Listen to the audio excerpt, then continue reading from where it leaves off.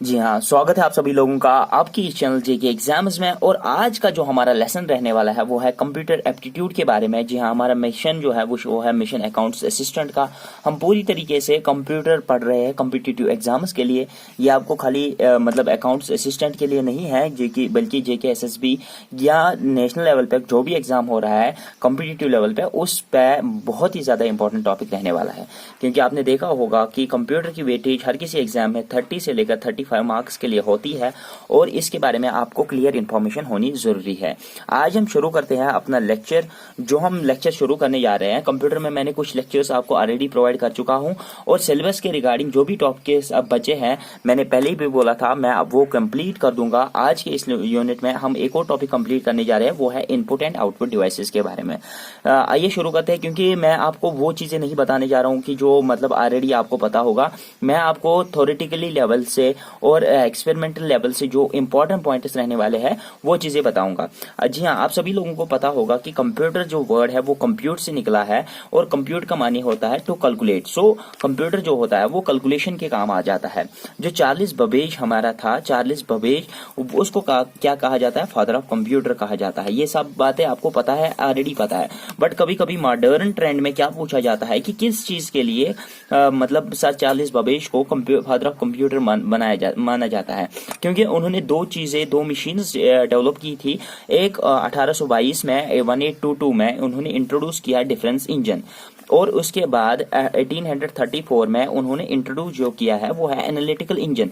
ये बातें मैंने पहले भी कुछ वीडियोस में बताई है, बट आज मैं ये बातें इसलिए रिपीट कर रहा हूँ क्योंकि मैंने ये देखे कि एग्जाम्स में आई हुई थी और इंपॉर्टेंस रखती है। सो फॉर दैट रीजन इन बातों को आप पूरी तरीके से याद रखोगे। अब ये डिफरेंस इंजन किस काम में आ जाता है? अगर आपको हायर मैथमेटिक्स की थोड़ी भी इंफॉर्मेशन होगी तो वहां पर हम डिफरेंशिएशन और इंटीग्रेशन नाम की दो प्रोसेसेस देखते हैं। ये दोनों प्रोसेसेस 12th के मैथमेटिक्स में आपको देखने को मिलेगी, टॉपिक्स है वहां पर, लेसन्स हैं इस पे।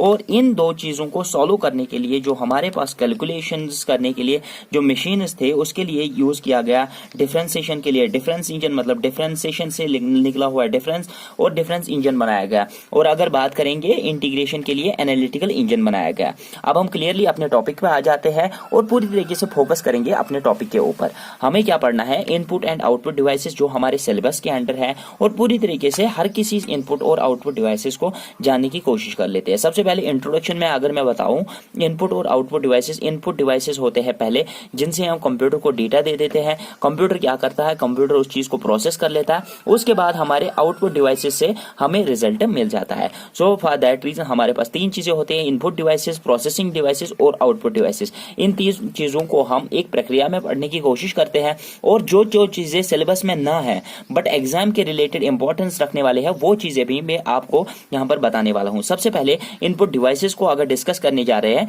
तो इनपुट डिवाइसेस में सबसे पहले मेन जो इनपुट डिवाइसेस होता है, इनपुट डिवाइसेस किनको कहते हैं? जिन चीजों से हम कंप्यूटर को डेटा दे सकते हैं। यहां से एक ह्यूमन इंटरेक्शन होती है, ह्यूमन अपना मतलब पूरे तरीके से इनपुट जो है वो कंप्यूटर को दे देता है, मतलब डेटा ट्रांसफर करना होता है कंप्यूटर को। उस चीज को हम इनपुट डिवाइसेस कहते हैं। जिन चीजों से हम डेटा कंप्यूटर को दे सकते हैं, कमांड कंप्यूटर को दे सकते हैं या इंस्ट्रक्शंस कंप्यूटर को दे सकते हैं, उसको हम इनपुट डिवाइसेस कहते हैं। इनपुट डिवाइसेस में सबसे पहला जो इनपुट डिवाइस होता है वो हमारा आता है कीबोर्ड। अब अगर कीबोर्ड की बात करेंगे तो कीबोर्ड किस काम आ जाता है? टेक्स्ट एंट्री के काम आ जाता है, मतलब इससे हम टेक्स्ट टाइप कर सकते हैं। आप अपने फोन, मोबाइल फोन की एग्जांपल ले लीजिए। मोबाइल फोन में जो कीबोर्ड शो होता है जिससे हम टेक्स्ट टाइप कर सकते हैं, उस काम के लिए कंप्यूटर का कीबोर्ड रखा गया है। सो फॉर दैट रीजन अगर कंप्यूटर में कीबोर्ड में एग्जाम पॉइंट ऑफ व्यू से बात करेंगे तो हमारे पास जो स्टैंडर्ड कीबोर्ड होता है वो होता है QWERT वाला कीबोर्ड। उस चीज को हम स्टैंडर्ड कीबोर्ड कहते हैं। अब अगर नंबर ऑफ कीज की बात करेंगे स्टैंडर्ड कीबोर्ड में तो वो होती है 104। कितनी होती है? 104 नंबर ऑफ कीज होती है स्टैंडर्ड कीबोर्ड में।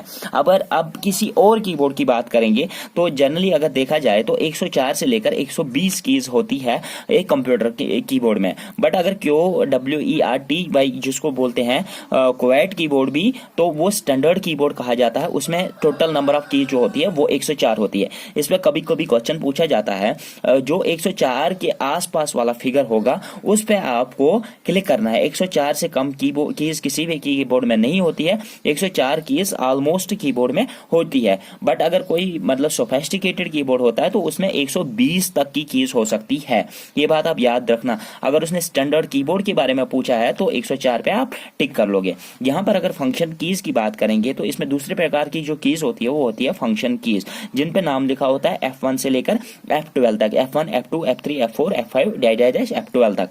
तो इस पे अगर बात करेंगे तो ये टोटल नंबर कितनी होती है, 12 होती है। तो कभी कभी ये भी क्वेश्चन पूछा जाता है how many function keys are there in keyboard, तो आप बात करोगे कि वो 12 होती है। कभी कभी डायरेक्शन कीज के बारे में पूछा जाता है। डायरेक्शन कीज कितने होती है, एक होती है left direction, right direction, up direction और down direction. Total number of direction keys कितनी होती है, 4 होती है। अब अगर इसके अलावा बात करेंगे कि लार्जेस्ट की जो हमारे कीबोर्ड में सबसे बड़ी की होती है वो होती है, कौन सी होती है, आप कमेंट में जल्दी से जल्दी बता दीजिए, मैं तब तक यहाँ पर आपको 2 मिनट के बाद बताने वाला हूँ। अब अगर यहाँ पर बात करेंगे keys that work on off pattern, मतलब कुछ कीज, अब लार्जेस्ट की पहले कंप्लीट कर देते हैं। लार्जेस्ट की जो हमारे कीबोर्ड में होती है, आपने कमेंट कर चुके होंगे, वो होती है स्पेस बार की। अब अगर बात करेंगे यहाँ पर कीज की कि जो कीज ऑन ऑफ पैटर्न पर काम कर लेती है, मतलब अब कोई की है वो अभी यहाँ पर उसके यहाँ पर लाइट दिखती है, अभी हमने की टाइप की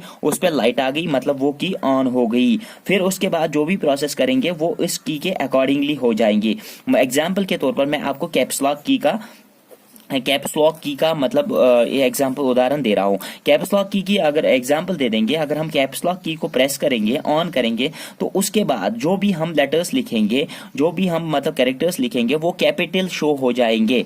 अब अगर इस की को ऑफ करेंगे, जो लाइट है इस पे वो मतलब पूरी तरीके से अब ऑफ होगी, उसके बाद जो भी हम लेटर्स टाइप करेंगे वो स्मॉल लेटर्स टाइप हो जाते हैं। मतलब ये जो कैप्स लॉक की होती है वो ऑन ऑफ पैटर्न पे काम करती है। इस तरीके से जितने भी कीज होती है, अगर हम बात करेंगे, एक तो होती है कैप्स लॉक की, एक होती है नम लॉक की, और अगर कोई और की होती है वो कमेंट सेक्शन में आप नीचे बता दो जल्दी से जल्दी। अगर कोई और भी की होती है जो ऑन ऑफ पैटर्न पे काम करती है, उन कीज को क्या कहा जाता है, उनका नाम बता दीजिए। अब अगर बात करेंगे जो कीज ऑन ऑफ पैटर्न पे, जैसे कैप्स लॉक की, नंबर लॉक की होती है, उन पे बात करती है, तो उन कीज को हम टॉगल कीज कहते हैं, टॉगल कीज कहते हैं। तो टॉगल कीज आपके लिए इंपॉर्टेंट होने वाला है, सो फॉर दैट रीजन इसको इंपॉर्टेंट डाल दीजिए, बहुत ही ज्यादा इंपॉर्टेंट है। इस पे 2-3 एग्जाम्स में क्वेश्चन पूछे गए थे, तो मैंने ये पॉइंट यहाँ पर आपके लिए इंक्लूड किया। नाउ अगर बात करेंगे, यहाँ पर कुछ कीज ऐसे होती है जो मतलब 2 कीज को मिलाकर या 3 कीज को मिलाकर काम करती है, उन कीज को हम कॉम्बिनेशनल कीज कहते हैं, मतलब जो कॉम्बिनेशन में काम करती है। अब अगर बात करेंगे इसमें मतलब कौन कौन सी की होती है जो कॉम्बिनेशन में काम करती है, शिफ्ट की, कंट्रोल की, आल्ट की होती है, ऐसे की जो मतलब कॉम्बिनेशन में काम करती है। जैसे कंट्रोल प्लस ए होता है सिलेक्ट ऑल के लिए, मतलब सिलेक्ट अगर हमें ऑल करना है तो उसके लिए हमने 2 कीज का कॉम्बिनेशन में यूज किया, तो उन कीज को हम कॉम्बिनेशनल कीज कहा जाता है। आपको वहां पर क्वेश्चन किस तरीके से पूछा जाएगा, which one of the following is a combinational की, वहां पर शिफ्ट की होगा, कंट्रोल की होगा या कोई और की होगी, तो आपको राइट ऑप्शन उस वक्त सिलेक्ट करना है। एग्जाम्पल्स अगर देखेंगे तो शिफ्ट की, कंट्रोल की, आल्ट की होती है। अब अगर माउस की बात करेंगे, जो दूसरा हमारा इनपुट डिवाइस है, इसको हम दूसरे भाषा में अगर कहा जाए तो इसको हम पॉइंटिंग डिवाइस कहते हैं। क्या कहते हैं, पॉइंटिंग डिवाइस कहते हैं माउस को। अब अगर माउस की पूरी तरीके से तुलना करेंगे तो इसको जो हमारा मॉडर्न एज है, आजकल जो हम यूज करते हैं माउस, वो है ऑप्टिकल माउस। इसमें डिफरेंट प्रकार के माउसेस हमने यूज किए हुए, जैसे ट्रैक बॉल वाला माउस होता था, उसके अंदर एक बॉल होती थी, वो जब घूमती थी नीचे रगड़ने से तब जाके हम डायरेक्शंस अपने कीबोर्ड में पॉइंट कर सकते थे। बट अब जो हमारे पास लेटेस्ट टेक्नोलॉजी का माउस है वो है ऑप्टिकल माउस है। वो ऑप्टिकल टेक्नोलॉजी पे, लाइट की टेक्नोलॉजी पे काम करता है। ये है लेटेस्ट यूज वाला माउस। अब अगर माउस की बात करेंगे एग्जाम पॉइंट ऑफ व्यू से, इसमें 3 बटन्स होते हैं। एक तो होती है लेफ्ट की, एक तो होती है राइट की, एक तो होता है स्क्रॉल बटन। स्क्रॉल बटन में बहुत सारे टाइम आपने क्वेश्चंस देखे होंगे।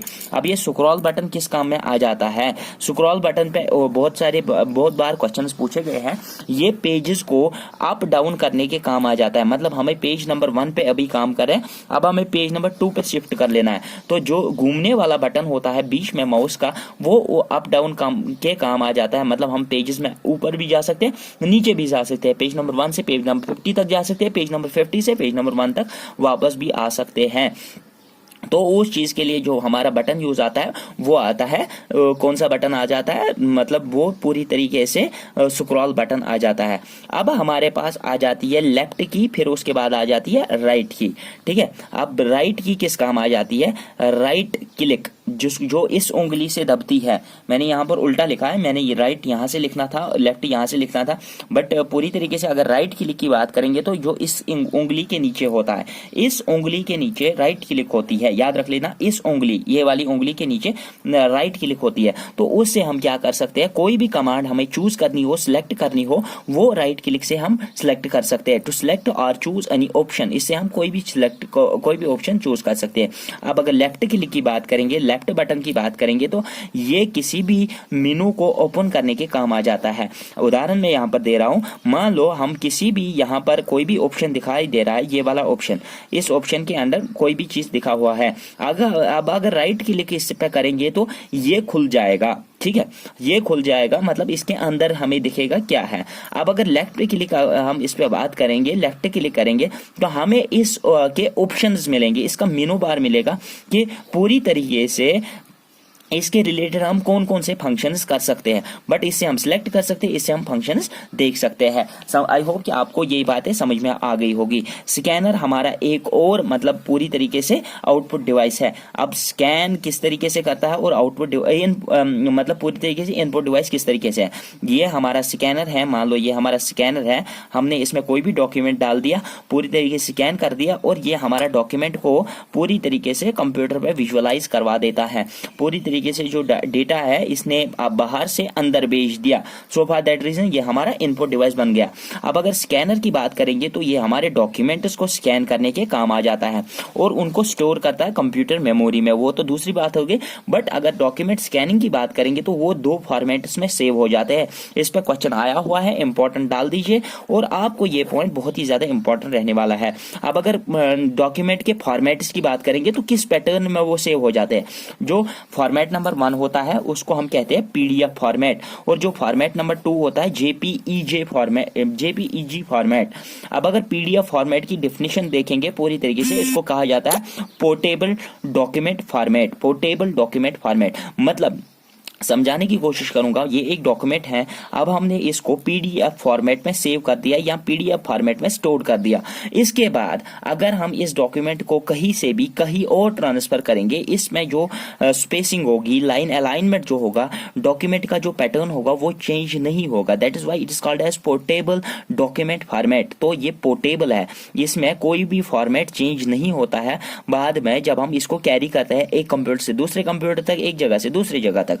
अब अगर जेपीईजी की बात करेंगे तो, और इसके अलावा पीडीएफ फॉर्मेट हमें डॉक्यूमेंट स्टोरेज के काम आ जाता है। जेपीईजी की बात करेंगे तो इसकी जो फुल फॉर्म है वो है joint picture export group. Joint picture export group, अगर हमें अपने कंप्यूटर में पिक्चर्स को सेव करना हो या मतलब सिग्नेचर वगैरह जो हमें फॉर्म भरने के काम आ जाते हैं उनको सेव करना हो, तो उनको हम JPEG joint picture export group में सेव कर देते हैं। उससे उनकी रेजोल्यूशन जो है वो प्री डिफाइंड रहती है, वो बाद में चेंज नहीं होती है।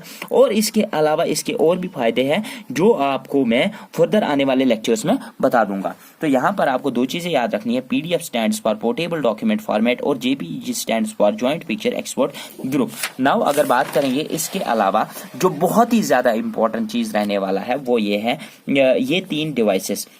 एक होता है BCR डिवाइस, एक होता है MICR डिवाइस और एक होता है OMR डिवाइस। अब अगर आपने इनमें से देखा होगा कि OMR आपको याद आ गया होगा क्योंकि आपने बहुत सारे कॉम्पिटिटिव लेवल के ऑफलाइन एग्जाम्स दिए होंगे OMR शीट पे, वो आपको याद आ गया होगा। अगर BCR की बात करेंगे तो इसका जो फुल फॉर्म है वो है बारकोड रीडर। बारकोड रीडर की अगर बात करेंगे तो मार्केट में बहुत सारी चीजें होती है जिन पे ऐसे लाइन वाला स्ट्रक्चर बना हुआ होता है। अगर आप कोई भी प्रोडक्ट मार्केट से खरीदोगे तो उसपे ऐसा एक लाइन का स्ट्रक्चर बना हुआ होता है, उसके नीचे एक कोड लिखा हुआ होता है, वो कोड जो होता है वो इसके नीचे लिखा होता है। उसके बाद हम एक डिवाइस लाते हैं, अगर आपने मॉल से कोई भी शॉपिंग की हो तो वो उस बार कोड को मतलब पूरी तरीके से एक मतलब उसके पास एक माउस जैसा होता है, उस पर मतलब घुमा लेता है। उसके बाद कंप्यूटर में उस मतलब उस चीज का कोई भी हमें सेव कोई भी चीज से मतलब टाइप करने की जरूरत नहीं होती है, हमें उस पूरे प्रोडक्ट की डिटेल्स मिल जाती है। अब ये क्या है, बार कोड इसको कहा जाता है, जो ये लाइनों वाला होता है उसको बार कोड कहा जाता है, ठीक है, इसको बार कोड कहते हैं, बार कोड कहते हैं। अब जो ये डिवाइस जो रीड करता है इस बार कोड को, तो ये हर किसी प्रोडक्ट के लिए यूनिक होता है, ठीक है, यूनिक कोड हर किसी प्रोडक्ट के लिए होता है। अब ये जो रीडर होता है ये इसको रीड करता है, इसलिए इसको बोलते हैं बार कोड रीडर। मतलब ये पूरी तरीके से बार कोड रीड करने के काम आ जाता है और ये हमारा इनपुट डिवाइस आ जाता है। कभी कभी पूछा जाता है एग्जाम में, BCR stands for bar code reader. अब अगर बात करेंगे MICR की, MICR stands for magnetic ink character reader. Magnetic ink character reader, फिर से रिपीट कर रहा हूं, magnetic ink character reader. Magnetic ink character reader क्या होता है, इस पर पूरे विषय से बात करेंगे।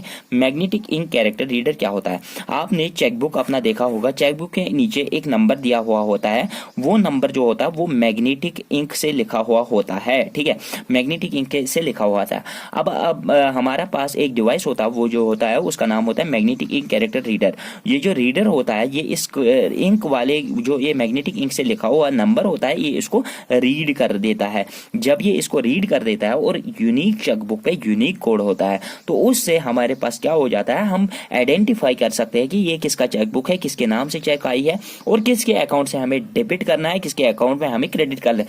मतलब पूरी तरीके से हमें पता चल जाता है कि किस तरीके से ये सारी चीजें होती है। अब अगर यहाँ पर बात करेंगे कि बैंक्स में, हमारे बैंक्स में बहुत सारी चेक्स दिन में आ जाती है, तो अगर हम दिन में चेक्स को नंबर देखेंगे फिर टाइप करेंगे, ये हेक्टिक हो जाता है। सो हमारे पास जो डिवाइस है वो है मैग्नेटिक कैरेक्टर रीडर, वो चेकबुक पे डाल देते हैं, उससे पता चल जाता है चेक किसके नाम से है और पूरी तरीके से हमें क्रेडिट किसके अकाउंट से करना होता है। तो ये है हमारा मैग्नेटिक कैरेक्टर रीड, क्योंकि ये रीड करता है, आउटर इंफॉर्मेशन देता है कंप्यूटर को, तो उससे ये हमारा इनपुट डिवाइस रहता है। अब आपने तीसरा चीज जो देखा होगा 1 2 3 4 वाला, उसके बाद ABCD वाला, तो यहाँ पर क्या होता है, सर्कल्स बने हुए होते हैं।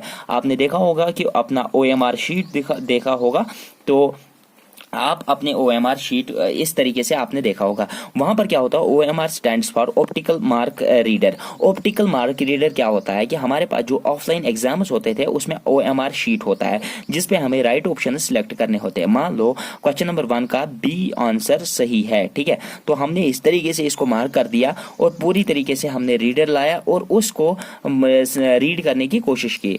जब हमने उसको रीड करने की कोशिश की तो उस वक्त क्या होता है, हम ऑप्टिकली उस पूरे कोड को रीड कर पाते हैं, क्योंकि ये सारी व्हाइट है। ऑप्टिकली मतलब लाइट की मदद माध्यम से हम पूरी तरीके से इसको रीड कर रहे थे, और जो रीडर होता है वो ऑप्टिकल मार्क रीडर कहलाता है। वो पूरी तरीके से क्या करता है, वो पैटर्न देखता है कि अगर यहाँ पर खाली जगह है, यहाँ पर भी खाली जगह है, तो यहाँ पर भी खाली जगह। ऑप्टिकली जो डेंसर है, मतलब ये बच्चे का सही चुनाव हो सकता है। इस तरीके से हम बहुत सारे OMR को with in short period of time mark कर सकते हैं। की मार्किंग पूरी तरीके से इजी करने के लिए OMR रीडर बनाया गया है, क्योंकि ये बाहर से डेटा लाता है और कंप्यूटर को फीड करके देता है, that is why it is our input device. अब अगर बात करेंगे जॉयस्टिक की, जॉयस्टिक हमारे लिए गेमिंग के काम आ जाता है और ये मेन यूज इसका है गेमिंग के लिए। ये भी माउस के प्रकार ही काम आ जाता है, बट इसमें एक स्टिक होती है इस प्रकार से और नीचे एक बोर्ड स्लेट जैसा होता है, तो उसमें एक जॉयस्टिक फंसी हुई होती है। अब इसका यूज क्या होता है, गेमिंग में हमें मतलब सेंसेशन ज्यादा ज़्यादा चाहिए as compare to the mouse, क्योंकि माउस से हमें क्या करना पड़ता है, माउस को जब हम हिलाते हैं फिर उठा के वापस लाना पड़ता है, फिर से उठाना पड़ता है इधर इधर। इसमें क्या होता है कि इसमें गियरिंग जैसे बेनिफिट्स मिलते हैं आपको, आप इसको किसी भी डायरेक्शन में मूव करवा सकते हो और अपना कर्सर उस डायरेक्शन में मूव करवा सकते हो। That is why for smoothing the functioning of games on our computer, joystick is our another input device। अब अगर इसके अलावा बात करेंगे, वेबकैम जो होता है वो भी हमारा इनपुट डिवाइस होता है, क्योंकि वो हमारे फोटो लेता है और वीडियो कॉलिंग के जरिए या किसी और प्रोसेस के जरिए वो कंप्यूटर को फीड करके वो डेटा दे देता है। दैट इज वाई वेबकैम भी हमारा इनपुट डिवाइस है। लाइट पेन की अगर बात करेंगे तो लाइट पेन भी हमारा इनपुट डिवाइस है। लाइट पेन की एक एग्जांपल देता हूं, आप किसी भी मतलब प्रोफेशनल टीचर को का लेक्चर देख रहे हो, ठीक है, चाहे यूट्यूब पे देख रहे हो, क्या किसी भी पैटर्न पे देख रहे हो, क्या किसी भी प्लेटफॉर्म पे देख रहे हो, वहां पर क्या करता है वो एक पेन होता है उसके हाथ में, वो मार्कर दिखता है बट वो मार्कर होता नहीं है, वो लाइट पेन होता है। वो क्या कर लेता है, लाइट पेन क्या करता है, वो एक इलेक्ट्रॉनिक बोर्ड होता है पीछे से, उस पे जो वो लिखता है तो वो मार्कर जैसा दिखता है, बट जब वो लिख रहा होता है वो एक्चुअली लाइट पेन के माध्यम से लिख रहा होता है। उसके बाद वो हाथ उस पर घुमा देता है, वो खत्म हो जाता है। दैट इज वाई जो प्रोजेक्टर और पेन जैसा मतलब फीचर रखता है, क्योंकि उसे हम इनपुट दे देते हैं कंप्यूटर को और वो आउटपुट एज ए शो होने लगता है। That is why that very pen is known as input device और वो हमारा लाइट पेन कहलाया जाता है। अब अगर बात करेंगे, मैंने पहले ही बोला था आपको कि इनपुट डिवाइसेस इससे कंप्लीट हो जाते हैं, अगर अब कोई रह भी जाता है तो वो ज्यादा एग्जाम पॉइंट ऑफ व्यू से इंपॉर्टेंस नहीं रखता है। मैंने पहले ही बोला था मैं आपको इनपुट डिवाइसेस के बारे में पढ़ाऊंगा, फिर आपको सेंट्रल प्रोसेसिंग यूनिट यानी कि प्रोसेसिंग यूनिट को समझाऊंगा और उसके बाद जो हमारे होते हैं आउटपुट डिवाइसेस को। वीडियो थोड़ा लंबा हो रहा है, आपको चिंता करने की कोई जरूरत नहीं, क्योंकि इस वीडियो में हर कोई चीज आपको clearly exam point of view से क्लियर होने जा रहा है। तो यहां पर अगर बात करेंगे सेंट्रल प्रोसेसिंग यूनिट का, सेंट्रल प्रोसेसिंग यूनिट अब क्या होता है, सेंट्रल प्रोसेसिंग यूनिट सीपीयू। असल में सीपीयू क्या होता है, एक चिप होती है हमारे सीपीयू के अंदर, मदरबोर्ड के अंदर एक चिप होती है, इंटेल कंपनी के नाम से बनाई गई चिप होती है और वो चिप पूरे कंप्यूटर के फंक्शंस को मतलब कंट्रोल कर लेती है। सेंट्रली वो ब्रेन कहलाया जाता है कंप्यूटर का। अब अगर सीपीयू की क्लासिफिकेशन देखेंगे उसमें तीन चीजें होती है, एएलयू, कंट्रोल यूनिट और मेमोरी यूनिट। एएलयू क्या कहलाता है, ALU stands for arithmetic and logic unit. Important डाल दीजिए, बहुत सारे एग्जाम्स में पूछा गया है। ALU stands for arithmetic and logic unit. अब अगर कंट्रोल यूनिट की CU की बात करेंगे तो ये कंट्रोल यूनिट होता है। MU की बात करेंगे तो मेमोरी यूनिट होता है। ALU की अगर बात करेंगे, ये कौन सा हिस्सा होता है हमारे CPU सेंट्रल प्रोसेसिंग यूनिट का। इसमें दो वर्ड्स आपको दिखने को मिलेगी, arithmetic and logic. What is arithmetic, arithmetic वो एक्सप्रेशन होती है, वो मैथमेटिकल एक्सप्रेशन होती है जिसमें हम ऑपरेशंस प्लस माइनस सब्ट्रैक्शन और डिवीजन जैसे ऑपरेशंस देखते हैं। अब अगर कोई भी एक्सप्रेशन जिनमें ये ऑपरेशंस यूज किए हो गए होंगे, चाहे प्लस होगा, चाहे माइनस होगा, चाहे मल्टीप्लिकेशन होगा, चाहे डिवीजन होगा, ये ऑपरेशंस यूज किए हुए होंगे, उन एक्सप्रेशंस को हम अर्थमेटिक एक्सप्रेशंस कहते हैं। जैसे 2x plus 3y divided by 4x minus 3z, इस तरीके से कुछ होता है। तो ये एक एक्सप्रेशन है, इसमें ऑपरेशंस कौन कौन से हैं, ये प्लस वाला ऑपरेशन है, इसमें इसके अलावा माइनस वाला ऑपरेशन है, डिवाइड वाला ऑपरेशन है। इन ऑपरेशंस कौन से ऑपरेशंस है, ये अर्थमेटिक ऑपरेशंस कहलाता है। और जो भी हम कैलकुलेशंस करेंगे रिलेटेड टू अर्थमेटिक ऑपरेशंस, वो हम ALU के अंडर कर लेते हैं। अब अगर इस दूसरे वर्ड पे ध्यान देने की कोशिश करेंगे, लॉजिक यूनिट क्या होता है।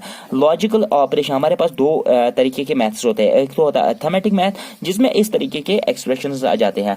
जब हम 11th 12th में मूव कर लेते हैं तब तक हम ये वाला मैथ पढ़ लेते हैं। 11th 12th में हमारे पास क्या आ जाता है, लॉजिकल ऑपरेशन आ जाते हैं।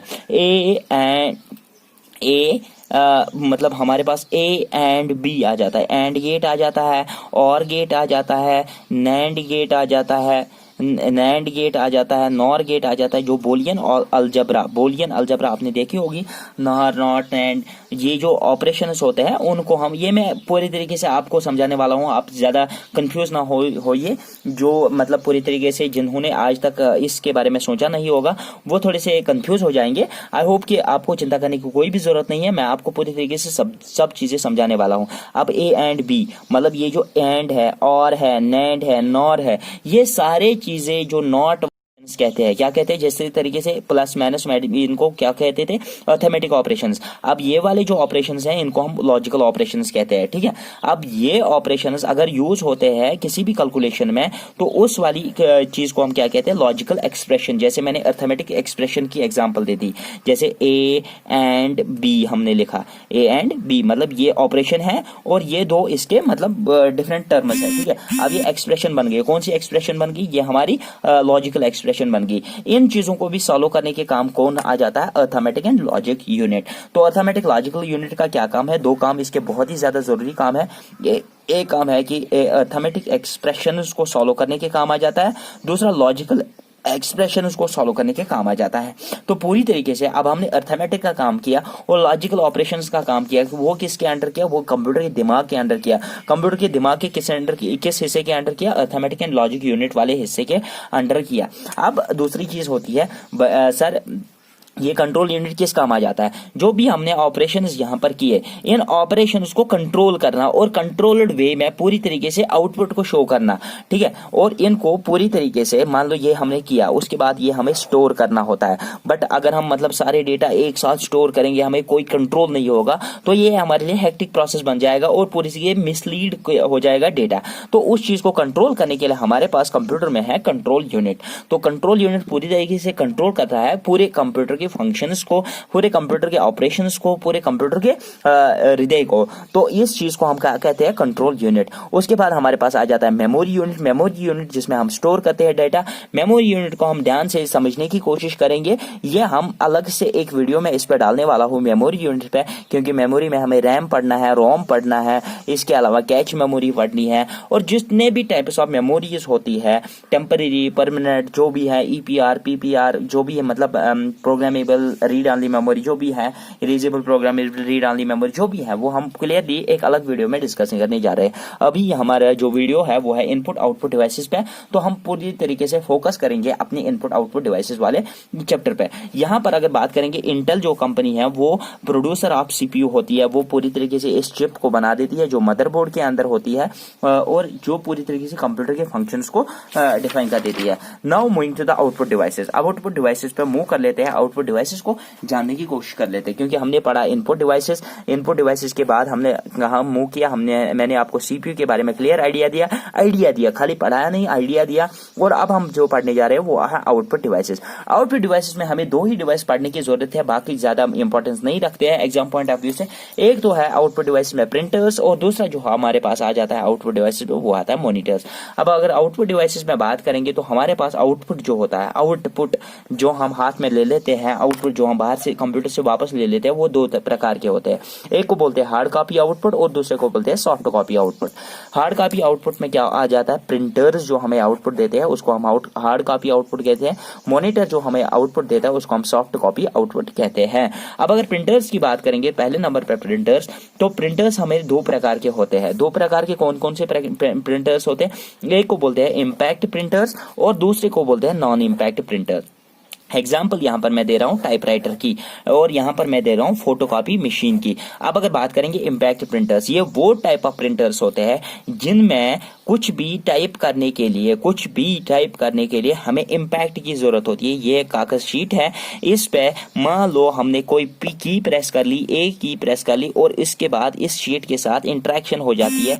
इंटरेक्शन इस तरीके से हो जाती है कि ए दब जाता है इस शीट के ऊपर और वहां पर ए की जो इमेज है वो बन जाती है, तो इम्पैक्ट होता है। अब अगर नॉन इम्पैक्ट की बात करेंगे तो यहाँ पर कोई भी कंटैक्ट नहीं होता है पेज और किसी भी चीज के दौरान, जिससे मतलब इंप्रेशन पड़े और आउटपुट हमारा मिले। तो ये नॉन इम्पैक्ट प्रिंटर जो होता है वो विदाउट इम्पैक्ट मतलब हमारा प्रिंट निकालता है, और इम्पैक्ट प्रिंटर हमें इंप्रेशंस के जरिए, हमें इम्पैक्ट के जरिए हमें प्रिंट देता है। अब अगर बात करेंगे इम्पैक्ट प्रिंटर्स की, इसमें एग्जांपल आ जाती है टाइपराइटर, और नॉन इम्पैक्ट प्रिंटर्स की जो अगर एग्जांपल आई है फोटोकॉपी मशीन, जिसे हम जेरोक्स निकालते हैं। अब अगर इम्पैक्ट प्रिंटर्स को फर्दर क्लासिफाई करेंगे तो इनको हम दो चीजों में क्लासिफाई कर सकते हैं। एक को बोलते हैं कैरेक्टर प्रिंटर और दूसरे को बोलते हैं लाइन प्रिंटर। अब ये कैरेक्टर प्रिंटर क्या होता है, one time one character print होता है। वन कैरेक्टर क्या होता है, A1 2 एक्स जेड, मतलब एक कैरेक्टर, वर्ड मैंने नहीं बोला, मैंने कैरेक्टर बोला, एक टाइम पे एक कैरेक्टर प्रिंट होता है, ठीक है, एक टाइम पे एक कैरेक्टर प्रिंट होता है। और इसकी एग्जांपल अगर देखेंगे कैरेक्टर प्रिंटर की, तो dot matrix printer, DMP, dot matrix printer बहुत ही ज्यादा इंपॉर्टेंट है। डॉट मैट्रिक्स प्रिंटर जो होता है अभी भी यूज होता है, कहां पर होता है वो मैं आपको बताने वाला हूं। डॉट मैट्रिक्स प्रिंटर अभी भी रेलवे स्टेशन पे, बस स्टॉप पे, और अगर आप देखोगे टोल नाकों पे, अभी भी डॉट मैट्रिक्स प्रिंटर का ही यूज होता है पूरी तरीके से, ठीक है। डॉट मैट्रिक्स प्रिंटर क्या होता है ये पूरी तरीके से। इसके अलावा जो दूसरी एग्जांपल होती है इसमें, वो होती है Daisy wheel printer. Daisy wheel printer कभी कभी पूछा जाता है which one of the following is a character printer, dot matrix printer, Daisy wheel printer. और इसके अलावा आपको 2-3 ऑप्शंस और दे देंगे, आपको पहचानना है, ए और बी आपकी राइट ऑप्शंस रहने वाली है। अब अगर बात करेंगे इसके अलावा लाइन प्रिंटर की, उसमें one time one line print हो जाती है, ठीक है, वन टाइम पे एक लाइन प्रिंट हो जाती है with the help of impact के जरिए वो होता है। उसमें जो एग्जांपल्स की अगर हम बात करेंगे तो इसमें आ जाता है एक चेन प्रिंटर, और दूसरा जो आता है वो आता है ड्रम प्रिंटर। अब अगर बात करेंगे यहां पर पूरी तरीके से ये जो हमारा मतलब नॉन इम्पैक्ट प्रिंटर है, इसकी टाइप्स अगर हम फर्दर क्लास पे करेंगे तो इसमें पेज प्रिंटर आ जाता है, मतलब वन टाइम पे वन पेज प्रिंट हो जाता है, वो भी विदाउट इम्प्रेशन, विदाउट इम्पैक्ट। अब अगर एग्जांपल इसकी आप बात करेंगे तो इसमें आ जाता है इंकजेट प्रिंटर और लेजर प्रिंटर। आपके लिए होमवर्क है, इंकजेट प्रिंटर के बारे में 10 लाइनें लिख लेना अपनी नोटबुक पे, और लेजर प्रिंटर पे नेट से गूगल सर्च करके 10 लाइनें लिख लेना अपनी, मतलब पूरी तरीके से अपनी नोटबुक पे, जिससे आपको पूरी तरीके से फायदा होने वाला है, क्योंकि इन पे क्वेश्चन ज्यादा आने वाले नहीं है। फिर भी अगर आपको इन्फॉर्मेशन होगी, हम रिस्क नहीं ले सकते हैं, ये आपके लिए मैंने थोड़ी सी होमवर्क दी आज के लेक्चर में, तो ये आप कर लोगे। Now moving to the another part of this lecture, वो है मॉनिटर्स। हमारे मॉनिटर्स क्या होते हैं? मॉनिटर्स होते हैं विजुअल डिस्प्ले यूनिट, ये इसका दूसरा नाम है VDU, विजुअल डिस्प्ले यूनिट। तो मॉनिटर क्या कर देते हैं? अब मॉनिटर के बारे में जो हमारी इंपॉर्टेंट बातें होती है वो डिस्कस करने जा रहा हूँ। जो मतलब घास फूस वाला चीज होता है वो डिस्कस करने से कोई भी फायदा नहीं होता है। कभी कभी हमें पूछा जाता है monitor size of monitor is defined or measured by, मतलब किस तरीके से हम मेजर कर सकते हैं? हमें डायगोनली इस तरीके से मेजर करना होता है, मतलब हम इस यहाँ से यहाँ तक मेजर नहीं कर सकते, ये गलत है। यहाँ से यहाँ तक मेजर नहीं कर सकते, ये गलत है। यहाँ से यहाँ तक मेजर नहीं कर सकते, ये गलत है। अब अगर हमें साइज ऑफ डिस्प्ले मेजर करना होता है वो डायगोनली मेजर करना होता है। मान लो 22 इंच का डिस्प्ले होता है, 19 इंच का डिस्प्ले होता है, 12 इंच का डिस्प्ले होता है। इस तरीके से हमें डायगोनली हमें नापना पड़ता है कितना साइज है, तो उतना हमारा डिस्प्ले का साइज होता है। इसी तरीके से अगर आप कोई भी फोन लाओगे, आपको कहा जाता है 6.5 सेंटीमीटर इसका मतलब वो है साइज है, तो वो आप डायगोनली नापते हो, तो उस तरीके से आपको पता चल जाता है कि डिस्प्ले का साइज कितना है। अब अगर पिक्सल्स की बात करेंगे, व्हाट आर पिक्सल्स? हमारे डिस्प्ले के अंदर छोटे छोटे डॉट्स होते हैं, उन डॉट्स को क्या कहते हैं? उन डॉट्स को हम पिक्सल्स कहते हैं, ठीक है, डॉट्स को हम पिक्सल्स कहते हैं, ठीक है। और वही डॉट्स हमारे मतलब पिक्चर को बना देते हैं। जब बहुत सारी, मान लो यहाँ पर मैंने एक डॉट बना दिया, एग्जाम्पल को समझ लेना। अब इस डॉट को मतलब पूरी तरीके से मैं क्या करूंगा, बहुत सारे डॉट्स को इसके साथ जोड़ने की कोशिश करूंगा, ठीक है। सॉरी फोन आ गया था। बहुत सारे डॉट्स को इसके साथ जोड़ने, अब मैं क्या करूंगा, बहुत सारे डॉट्स को इसके साथ जोड़ने की कोशिश करूंगा। तो वहां पर क्या होता है कि जब बहुत सारे डॉट्स जुड़ जाते हैं एक साथ एक समान, तो हमारे पास एक शक्ल जैसी बन जाती है, और बाद में वही जाके एक पिक्चर बन जाती है जो हमारे डिस्प्ले पे शो हो जाती है, ठीक है। ये चीजें समझ में आ गई। अब पिक्चर असल में किन से बनती है? पिक्सल से बनती है। आपने देखा होगा कि 144p की हमारे पास पिक्चर रेजोल्यूशन होती है, वो किस तरीके से होती है? मान लो अब हमारे पास 144x144 होता है, ये हमारे कॉलम में होते हैं और ये हमारे रो में होते हैं। मान लो यहाँ से 144 पिक्सल्स है, और यहाँ से अगर बात करेंगे तो 144 डॉट्स है, ठीक है। वो इनको हम पिक्सल्स भी कह सकते हैं। 144x144 जितने भी होंगे वो इसका एरिया बन जाएगा, ठीक है। उतने हमारे पिक्सल्स होते हैं। उन चीजों को क्या कहते हैं? उन चीजों को हम रेजोल्यूशन कहते हैं। जब हम इनको क्रॉस करके देखेंगे, पूरा एरिया देखेंगे, तो वो हमारा रेजोल्यूशन बन जितनी ज्यादा पिक्सल्स होंगे उतनी डेंस पिक्चर बनेगी, जितनी ज्यादा डॉट्स होंगे आपको पता चलेगा कि अगर ज्यादा डॉट्स होंगी तो हमारी पिक्चर ज्यादा ब्राइट दिखेगी, मतलब अच्छी दिखेगी, बहुत ही ज्यादा अच्छी दिखेगी। ठीक है, तो वो हमें पता चल जाएगा 144 इंटू 144 कितना होगा, हमारे पास जो टोटल नंबर ऑफ पिक्चर्स होंगे वो पूरी तरीके से इंक्रीज हो जाएगा, मतलब हमारी जो पिक्सल्स है वो टोटल पूरी तरीके से इंक्रीज हो जाएंगी। जब हमारे पिक्सल्स पूरी तरीके से इंक्रीज हो जाएंगे तो हमारी रेजोल्यूशन इंक्रीज हो जाएगी, जो हमारी बेटर क्वालिटी होती है 1024 1080 इंटू 1080 1080, ठीक है, पिक्सल्स, ये बहुत ही अच्छी क्वालिटी मानी जाती है। 1200 1200 की भी एक वो होती है, रेजोल्यूशन होती है। तो अब आप इस तरीके से देख सकते हो, मैंने यहाँ पर 2-3 बताए हैं, इनसे क्या होता है कि हमारी रेजोल्यूशन, हमारी पिक्चर कितनी अच्छी है वो पता चल जाता है पिक्सल्स से। ठीक है, अब अगर पिक्सल्स का नंबर देखेंगे, जितना ज्यादा पिक्सल्स का नंबर उतनी अच्छी रेजोल्यूशन, जितना घटिया पिक्सल्स का नंबर उतनी घटिया रेजोल्यूशन। तो पिक्सल नंबर डायरेक्टली प्रोपोर्शनल किसको होता है, डायरेक्टली प्रोपोर्शनल इसको बोलते हैं, डायरेक्टली प्रोपोर्शनल रेजोल्यूशन भी होता है, मतलब पिक्सल नंबर बढ़ गया रेजोल्यूशन बढ़ गई, पिक्सल नंबर घट गया रेजोल्यूशन घट गई। तो अगर हम इसमें से आपने देखा होगा 2G पे मतलब हम HD नहीं दे सकते, क्यों नहीं दे सकते, क्योंकि वहां पर जो हमें होता है ना, पिक्चर जो पिक्सल्स होते हैं वो कम करने पड़ते हैं, 144 पे लाना पड़ता है या 240 पे लाना पड़ता है, तो उस तरीके से हम देख सकते हैं। नाउ अगर बात करेंगे टाइप्स ऑफ मॉनिटर्स की, टाइप्स ऑफ मॉनिटर इंपॉर्टेंट रहने वाला है आपके लिए, और रेजोल्यूशन में अभी थोड़ी देर में फिर से रिपीट करने वाला हूं। आई होप कि आपको समझ में आ गया होगा, बट मुझे लगता है कि कुछ बच्चों को समझ में नहीं आ गया होगा, तो उनके लिए मैं अभी थोड़ी देर में रिपीट करने जा रहा हूं, क्योंकि अगर इसी पे ज्यादा खींचूंगा तो वीडियो यहाँ से लंबा होता जा रहा है। तो थोड़ा सा आप यहाँ पर संयम से मैं यहाँ पर आपको समझाने वाला हूँ। यहाँ पर आप क्या करोगे, types of monitors, types of monitors को अगर देखोगे तो हमारे पास एक जो टाइप ऑफ मॉनिटर होता है वो आता है CRT मॉनिटर। अब ये CRT मॉनिटर क्या होता है, cathode ray tube, CRT stands for cathode ray tube. जो पुराने डिस्प्लेस हमारे पास हुआ करते थे जिनके पीछे बहुत ही बड़ा ट्यूब लगा हुआ होता है, जिसको हम पिक्चर ट्यूब के नाम से जानते थे, तो वहां पर क्या होता था, वहां पर कैथोड रे एक ट्यूब बनता था, उससे क्या होता था, तो वो डिफरेंट प्रोसीजर है, वो फिजिक्स में हम पढ़ लेते हैं, वो यहाँ पर समझाने का टाइम नहीं है। तो पूरी तरीके से उस टाइप का जो डिस्प्ले हुआ करता था, जो पूरी तरीके से पीछे से बड़ा पिक्चर वाला कैथोड रे ट्यूब हुआ करता था, उसको हम CRT मॉनिटर कहते थे। उसके बाद हमारे पास आगे LCD monitors, LCD stands for liquid crystal display, ये हमारे पास आगे जो आपने अपने फोन्स में देखा होगा, पुराने मॉडल्स के फोन्स में देखा होगा, और अभी भी कुछ मॉडल्स के फोन में LCD डिस्प्ले आ जाता है। और इसके अलावा कि जो डिस्प्ले हमारे लैपटॉप्स के होते हैं वो LCD मॉनिटर के होते हैं। उसके बाद हमारे पास आ गया LED monitor, light emitting diode monitor, और जो लेटेस्ट टेक्नोलॉजी वाला होता है हमारे पास मॉनिटर वो है TFT LED monitor, thin film transistor light emitting diode monitor. ठीक है, ये पूछा जाता है एग्जाम में, which one of the following is the latest ये। और इसके अलावा हमारे पास जो 5th नंबर पे आ जाता है वो आ जाता है हमारा ऑर्गेनिक LED।